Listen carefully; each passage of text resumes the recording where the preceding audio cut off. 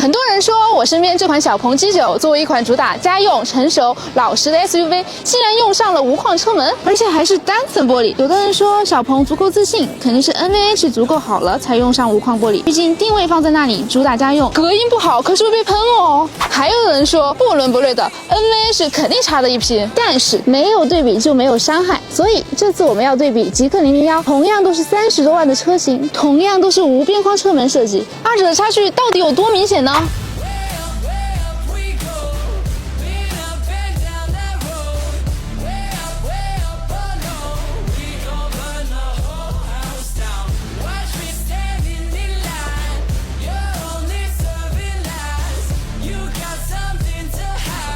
其实这也是一个非常有意思的选题，二者价格差不多，也都是离不开用料诚意这个标签的国产汽车厂商。那么谁的 NVH 表现更好呢？测试过程呢也非常的简单，我们使用分贝仪进行测试，分别测试两台车在相同路段和路况情况下60、80、100、120公里每小时在驾驶位附近和后排玻璃附近的分贝值。在60公里每小时的对比测试中，可以看到极氪001驾驶位部分最低分贝值为53.5分贝，后排靠窗部分分贝值为55.5分贝，而小鹏 G9 驾驶位部分分贝值最低为55.3分贝，后排靠窗部分分贝值为53.8分贝。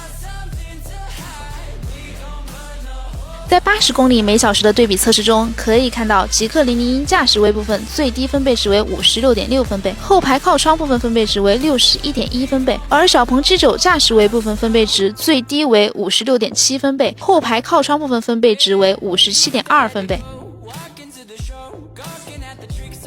在100公里每小时的对比测试中，可以看到极氪001驾驶位部分最低分贝值为58.8分贝，后排靠窗部分分贝值为61.6分贝，而小鹏 G9 驾驶位部分分贝值最低为57.6分贝，后排靠窗部分分贝值为57.2分贝。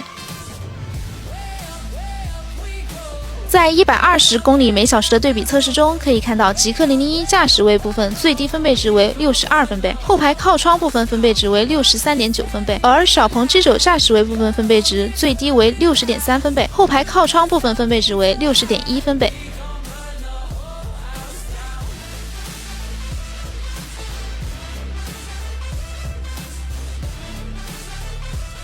总结一下，还是那句话，笑看极氪001后排翻车。有一说一，家人们，之前我们在做极氪001长测的时候，就发现一件事儿，前排和后排的 NVH 水平极不对称，后排省成本省的可太多了。长测视频中也重点提到过，极氪001后排的隔音表现非常差劲，对，就是用差劲儿2个字去形容。可能当时就有朋友说了，你说差劲儿就差劲儿，没点对比咱可不信。OK， 现在对比来了，可以看到极氪001和小鹏 G9 的对比测试中，两辆车都是无边框的车门，都是离不开用料2个字的国产新能源，这下对比非常明显。在60、80、100公里每小时 NVH 对比测试中，前排驾驶位部分极氪001做的比小鹏 G9 还要好，值得表扬。从实际体验来说，两者的水准都很高，但是极氪001更技高一筹。但是反观后排的隔音效果，小鹏 G9 秒杀极氪001，或者换个说法，极氪001后排的隔音表现相较于差不多价位的国产车来说，反而非常差劲。而在更显成本和调教功底的120公里每小时测试中，极氪001前排隔音成绩却输给了小鹏 G9。还是那句话，其实两台车作为这个价位的无边框玻璃车型 ，NVH 表现都是非常不错的。当然，这句话要打一个括号，那就是抛开极氪001后排隔音不说，